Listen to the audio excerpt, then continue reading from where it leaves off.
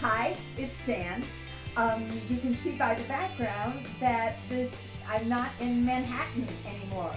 I'm in Florida. And actually, where exactly am I, Elaine? You are in Middleburg, Florida, just across the line from Fleming Island. Fleming Island. Isn't that exciting? I've come here because Elaine Smith, my dear friend, actress, playwright, director, triple threat, has invited me down to do a reading of my play Rapids at her theater company, Clamour Theater Company, and it's located where? Well, we don't have a permanent location, but we're looking for one in Clay County, Florida, so northeast Florida near Jacksonville. And we had the reading last night, and it was terrific success. We had like 45 people We showed did. up, and it was where? It was in It was at the Orange Park Women's Club in Orange Park, Florida. a beautiful place. Yes, it's a lovely place. And we had four wonderful actors that did a terrific job and realizing the draft of my play, which is a couple of years old, but they were wonderful. And they only had 2 short rehearsals, which, as you all know, is not that many. That's true, it's not that many. So I've known Elaine for many, many years, and she's my first guest on my blog. Is that exciting or what? And I wanted to start off by asking her why theater, why she decided that she wanted to be in the theater. So here we go. Why theater? Well, I got into theater because I had the lead in my kindergarten school play because I was the only kid who could remember the lines.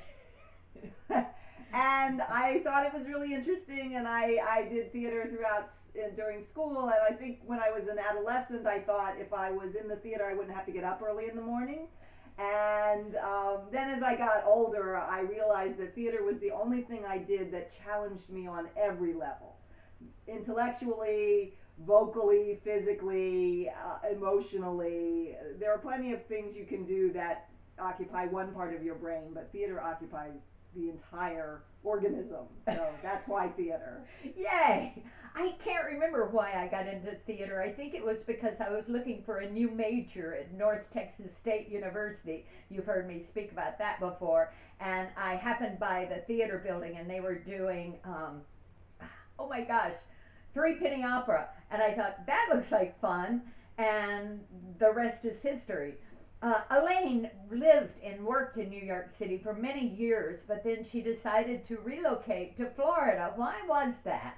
Well, I had been born in Florida, and my mom had moved back many years ago, and we were living in New York. We had a very noisy upstairs neighbor. I said to my husband, we might actually have to move. And I was thinking somewhere else in the neighborhood, and he said, if I have to go through the trouble of moving, I want to be warmer. And since my mom was down here, it seemed smart to look around here. So that's what we did, and we found a house, and here we are.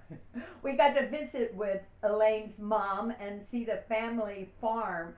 It was fascinating because she has longhorn cattle.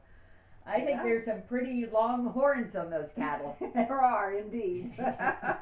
So how did you think, I'll put you on the spot here, how did you think the reading went last night? I thought it went very well.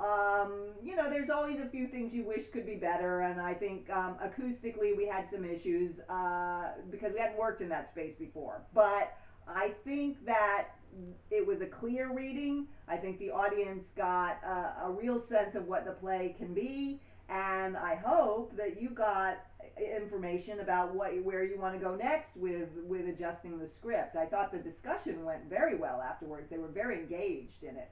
And they were very positive, which makes you very happy. Yes. But I did get a lot, and it just reminds you that playwriting is a process of rewriting, and you really can edit all you want to on the page, but until you get it up in front of people and you can hear it, and you need to hear it time and again, you really don't discover new places. And of course, the actors are so helpful because they point out not only typos, but inconsistencies in syntax, let's say. Yes. So it really helps the dialogue, and I thought we made some wonderful little edits on the script too. Yeah, I think it's tighter now, and so that's always good. And then the audience, the actors do find the things that are sort of awkward to say, and sometimes you want them to be, but sometimes you don't. And it's good when they have trouble. You know, when they have trouble, you go, I can rewrite that line maybe, and it would be easier. But I think that you got a lot of information. I certainly did, about where the play could evolve, how the play could evolve, and become even stronger than it is now. And it's very strong now. Thank you. I'm partial to this play, and also I'm partial to Elaine, because as a playwright herself, she has a very keen eye on how to speak to a playwright and how to interact with a playwright. I want her to tell you about her playwright's site that she has, her website. Where is it? Oh, well, I have two websites. The one for the one play I've written that has gotten some attention is called angelsandministers.com, and that's a site that's dedicated to that play. And then I have a more general site called elainesmithwrites.com that I started when I thought I would blog for a while. And I did that for a year, and then I said, if I'm going to think of something to write every day for a year, I'm not ever going to write anything else. I need to stop. And Angels and Ministers actually had a very exciting coterie of actors that worked on it at certain points. And who was the most famous actress that read? I was so fortunate that I managed to get the script to Linda Hamilton, who, as you know, is the star of Terminator, of Dante's Peak, the 1987 series Beauty and the Beast. And she liked the script enough to fly out from California to do a reading of it at New Jersey Rep, which was just so generous of her, and it was such a lovely reading. She did such a great job that ultimately I got a production at NJ Rep. Unfortunately, Linda couldn't work out her schedule to do the production, but she really launched the play. And we also had a dear friend who I discovered at Circle Rep, I won't tell you how many years ago. David Van Pelt was also in the production at New Jersey Rep, and it won awards and was quite successful. I'm hoping that it will find a second production and a third production, and possibly here in Florida. Well, it's always possible if our theater company gets off the ground that we might consider doing it. They say it's always harder to get your second production than your first, and it's pretty hard to get your first, so that's hard to contemplate. But yes, David was in the play.